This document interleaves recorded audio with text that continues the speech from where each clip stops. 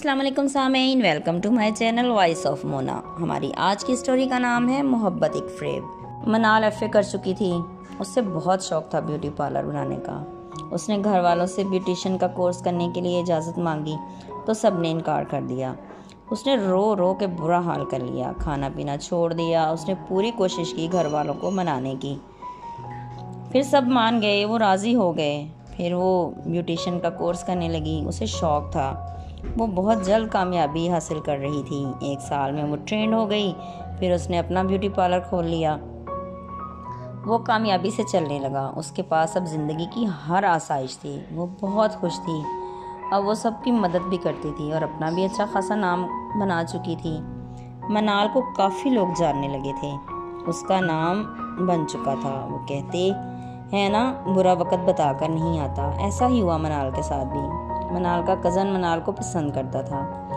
वो काफ़ी देर से उसके पीछे लगा था। वो 2 मरतबा पाकिस्तान से बाहर गया और फिर मनाल के लिए वापस आ गया। फिर उसने बार बार रिश्ता भेजा जो मनाल ठुकरा चुकी थी। उसका नाम यासर था। अब की दफ़ा यासर ने जहर खा लिया। बड़ी मुश्किल से उसकी जान बची। मनाल को मजबूरन हाँ करनी पड़ी। फिर उसकी शादी हो गई।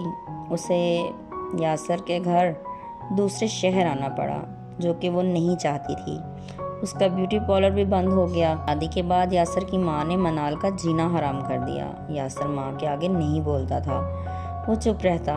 मनाल उसे कहती कि मुझे जलील करवाने के लिए तुमने मुझसे शादी की है। फिर मनाल वहाँ से रूठकर कभी मैके आ जाती, कभी वहाँ चली जाती। फिर उसने ससुराल में ही करीब बाजार में ब्यूटी पार्लर अपना खुद स्टार्ट कर लिया कि कुछ वक्त तो अच्छा गुजरेगा। वो बहुत परेशान थी। फिर एक दिन लड़ाई में उसने ब्लीच पी ली। इसकी वजह से उसकी हालत बहुत ज़्यादा ख़राब हो गई। होश आया तो उसने कहा, मुझे तुम्हारे घर वालों के साथ नहीं रहना, या तो अलग घर ले लो या मुझे छोड़ दो।